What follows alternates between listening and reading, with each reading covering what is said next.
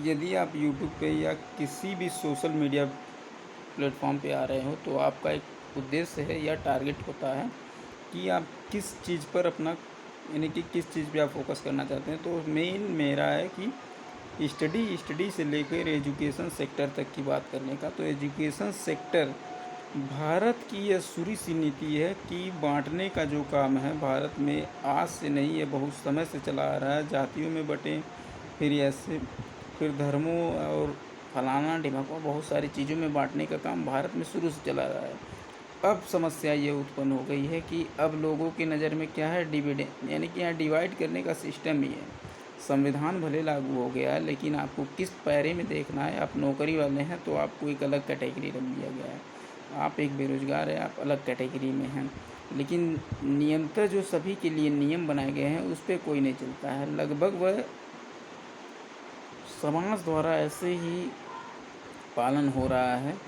अब देखिए स्कूल भी हमारे यहाँ क्या है, 2 से 3 किस्म की स्कूलें चलती हैं। तो ये क्या है, ये हायरार्की है कि यदि आप नीचे में हैं, यानी कि जो भी गरीब लोग हैं उनके लिए अलग स्कूल है, अमीर के लिए अलग स्कूल है।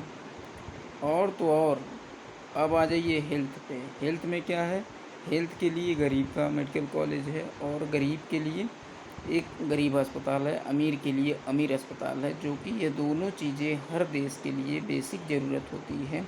हर व्यक्ति को शिक्षा और स्वास्थ्य की ज़रूरत होती है। सबसे ज़्यादा पैसा इन्हीं 2 सेक्टरों में लगता है। लेकिन भारत में स्थिति ये है कि यदि इनके ऊपर पैसा खर्च भी किया जाता है तो वह सारे पैसे कहाँ चले जाते हैं, अंडरग्राउंड हो जाती है। कोई नहीं जानता कि पैसे कहाँ गए। यहाँ कोई सवाल भी खड़ा नहीं करता है। बस यहाँ अब एक स्टैंडर्ड चल रहा है कि आपको नौकर कैसे बनाया जाए। तो सरकार की नौकरी करनी है आपको, या कोचिंग जो इंडस्ट्रीज़ है जो काम कर रही है कि आपको ऐसे।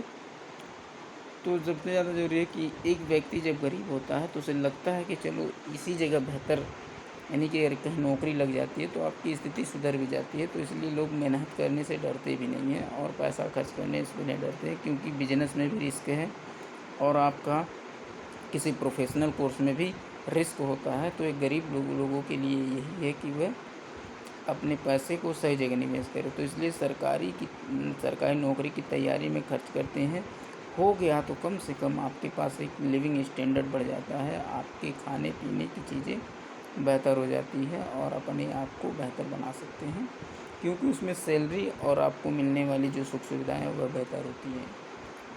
तो भारत में क्या है कि ऐसे ही बस बांटने वाला काम शुरू से चल रहा है। आज आप यदि आंखें नहीं खोलते, देश बर्बाद हो रहा है। यदि आपको नज़र नहीं आ रहा है तो गरीब को गरीब और अमीर को अमीर बनाने का जो सिस्टम है, इसे समझने के लिए आपको बहुत ज़्यादा एजुकेट होना पड़ेगा और समझदार होना पड़ेगा। यदि आप पैसे कमाने आए हैं यहाँ तो कमाते रहिए और काटते रहिए जीवन। एक दूसरे का हक मार के, अधिकार मार के ऐसे ही लोग यहाँ जीते हैं। ये यहाँ का सिस्टम है। धन्यवाद। जय हिंद।